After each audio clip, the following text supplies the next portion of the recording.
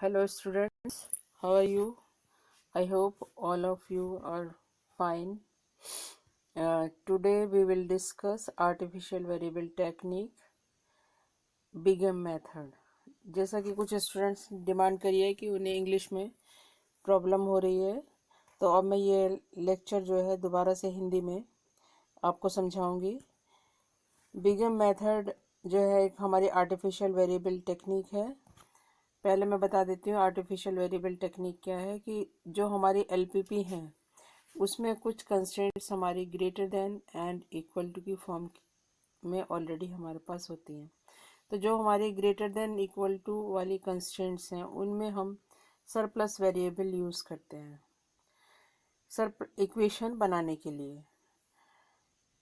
और जो हमारी इक्वल टू कंस्ट्रेंट्स हैं उन्हें और सरप्लस वेरिएबल यूज़ करके हमें कभी कभी हम जो है ये बेसिक स्टार्टिंग मैट्रिक्स BI=IM नहीं बना पाते हैं। जिन केस में हम ये बेसिक मैट्रिक्स जो है स्टार्टिंग में नहीं बन पाती है, तो वहाँ पर हम आर्टिफिशियल वेरिएबल्स का यूज़ करते हैं। अगर हमारी constraint greater than equal to 0 है लेकिन हमारी बेसिक मैट्रिक्स बन रही है कुछ केसेस में ऐसा होता है, मैं आगे ये केस कंसीडर करूँगी। तो उस केस में हम आर्टिफिशियल वेरिएबल हम नहीं यूज़ करते हैं।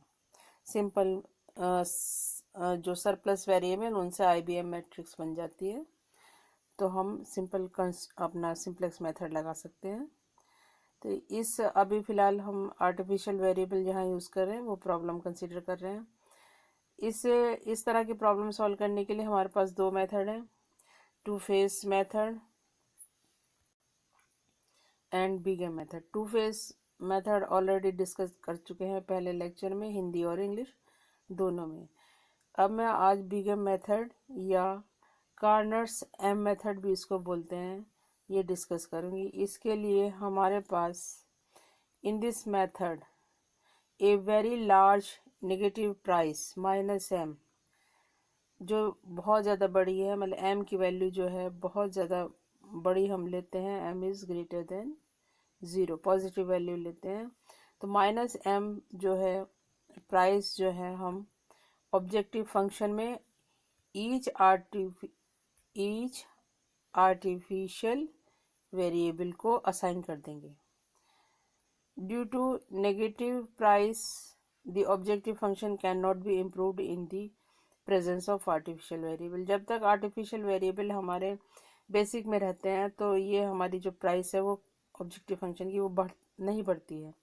जैसे ही हमारे आर्टिफिशियल वेरिएबल्स रिमूव हो जाते हैं बेसिक से, बेसिक मैट्रिक्स से ख़त्म हो जाते हैं, तो हम इनको भूल जाएंगे, इन वेरिएबल्स को, आर्टिफिशियल वेरिएबल को भूल जाएंगे, अपने टेबल में उनको नहीं कंसीडर करेंगे और आप सिंप्लेक्स मेथड उसके बाद लगाएंगे और अपना क्वेश्चन सॉल्व कर लेंगे। For clear understanding we consider this problem, LPP problem है ये। इसमें हमारे पास जो है ऑब्जेक्टिव फंक्शन है maximize z -2x1 -x2 and subject to constraint. First constraint हमारे पास है इक्वलिटी फॉर्म की 3x1 + x2 = 3 and second constraint is greater than 0, BI positive है, and third constraint less than 0 है, BI पॉजिटिव है। x1 x2 दो variable हैं, इसमें तीन कंस्ट्रेंट हैं, ये दोनों पॉजिटिव हैं आपके पास। अब हम स्टेप वाइज इसका सॉल्यूशन निकालते हैं। पहला स्टेप हमारा है कि प्रॉब्लम हमारी मैक्सिमाइजेशन में, yes all BI is greater than 0, yes. तो इंट्रोड्यूस सरप्लस वेरिएबल। अब हमें इक्वेशन बनाने के लिए surplus, slack and artificial variable को यूज़ करना है अपनी कंस्ट्रेंट को इक्वल करने, इक्वेशन बनाने के लिए। तो फर्स्ट कंस्ट्रेंट हमारी ऑलरेडी इक्वल टू फॉर्म में है, सेकंड कंस्ट्रेंट ग्रेटर देन में है, तो इसमें हमने एक स्लैक वेरिएबल -x3 ऐड कर लिया है। थर्ड लेस देन में है, उसमें सेकंड में सरप्लस किया है, थर्ड में हम स्लैक यूज़ करते हैं। अब अपनी कंस्ट्रेंट को देखते हैं, तो ये हमारी इतना पोर्शन हमारा बेसिक आइडेंटिटी मैट्रिक्स नहीं बना रहा है, तो इसमें हम आर्टिफिशियल वेरिएबल यूज़ करेंगे x(a1), x(a2). हमेशा आर्टिफिशियल वेरिएबल को डिफरेंट नोटेशन में देना चाहिए, जिससे आपका एकदम देखने से टेबल में पता चल जाए कि ये आर्टिफिशियल वेरिएबल है। कुछ बुक्स में आपको ये से x4 तक यहाँ तक आया था, इसके बाद x5 x6 इस तरह से लेते हैं। वो भी मेथड ठीक है, लेकिन उसमें थोड़ा सा इजी नहीं लगता है, कंफर्टेबल नहीं फील करते हैं। तो मैं आपको एडवाइस करूँगी कि आप आर्टिफिशियल वेरिएबल को x(a1) और x(a2), x(a3) and so on इस तरह से कंसीडर करिएगा। अब ये हमारे पास जो ऑब्जेक्टिव फंक्शन है maximize z equals -2x1 -x2 0x3 + 0x4 minus. अब जो हमारे आर्टिफिशियल वेरिएबल थे उनको की जो कॉस्ट है हमने -m असाइन कर दी है इसमें। नाउ अब टेबल बनाएंगे हम, starting basic simplex table, and उसी एक ही कंबाइंड टेबल बनाएंगे और उसे प्रॉब्लम को सॉल्व करेंगे। इसमें हमारा इजी पड़ता है, बार बार हमें ये सब लिखने की ज़रूरत नहीं होती, तो हम कंबाइंड टेबल प्रेफर करेंगे। इस टेबल में जैसा कि मैंने पहले भी बताया है, इधर की साइड हम बेसिक में जो वेरिएबल हैं a1 a2 y4 इनको लिखेंगे। यहाँ पर कॉस्ट असाइन कर देंगे। बिग जो हमारी इसकी है y4 की जैसे 0 है तो, और a1 a2 की -m है। यहाँ पर कॉस्ट लिखेंगे और यहाँ पर right hand side of the constraint लिखेंगे और बीच में ये मैट्रिक्स ए लिखेंगे। इस कॉलम में हम मिनिमम रेशो कैलकुलेट करते हैं। ये बहुत ही कंफ्यूजिंग है स्टूडेंट्स को, इसमें ज़्यादातर स्टूडेंट गलत कर जाते हैं। तो ये मिनिमम रेशो हमारी एक्स बी ओवर वाई के है, एक्स बी ओवर वाई के प्रोवाइडेड वाई के greater than strictly greater than 0। इसमें अगर हमारा वाई के 0 है या नेगेटिव है तो वहाँ पर हम कैलकुलेट नहीं करेंगे मिनिमम रेशो, डैश लगा देंगे उस रो में, ये ध्यान रखिएगा। अब इसके बाद हम जेड को कैलकुलेट करते हैं, C B X B, that means this into this plus this into this plus this into this. ये हमारा -9m आ गया, नेगेटिव क्वांटिटी है, बहुत बड़ी m है, इज ग्रेटर देन 0, तो ये बहुत बड़ा नेगेटिव नंबर आ जाएगा। डेल्टा जे के बारे में बताऊंगी मैं आपको कि जो मैंने कंप्यूटेशनल स्टेप्स लिखवाए थे उसमें मैं डेल्टा जे को CJ - ZJ की फॉर्म लेती हूँ।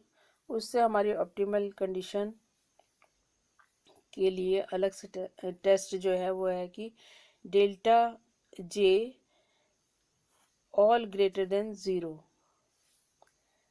ठीक है, तब हम उसको रुकते हैं।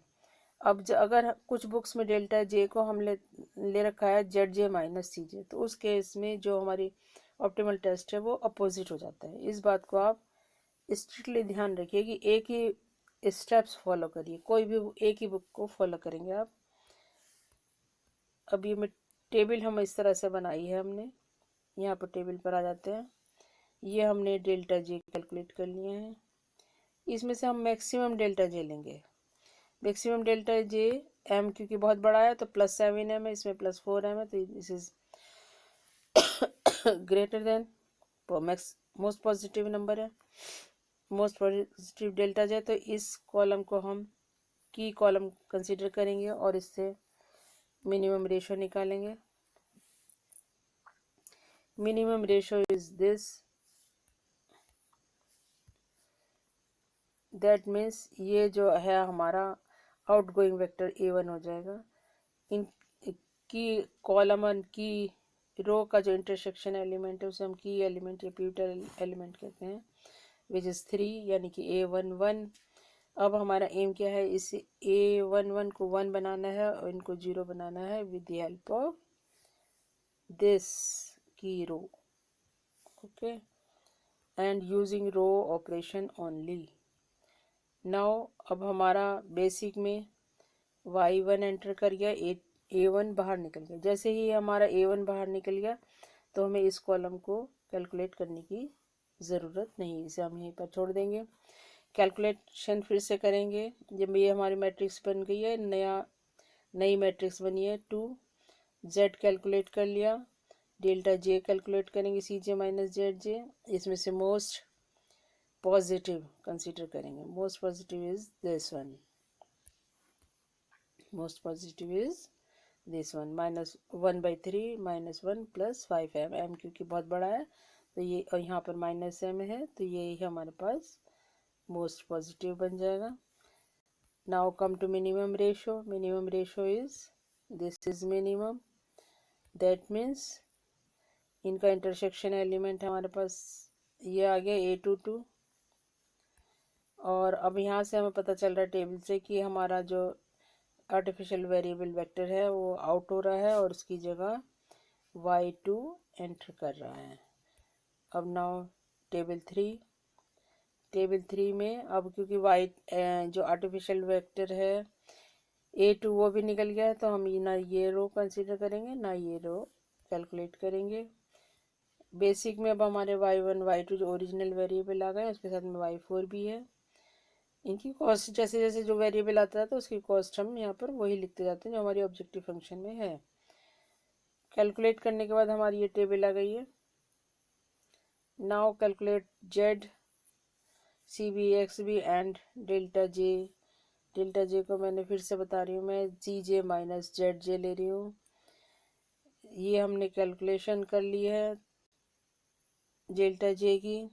अब ऑप्टिमल टेस्ट लगाएंगे। ऑप्टिमल में हमें क्या करना होता है कि मैक्सिमम डेल्टा है वो लेते हैं।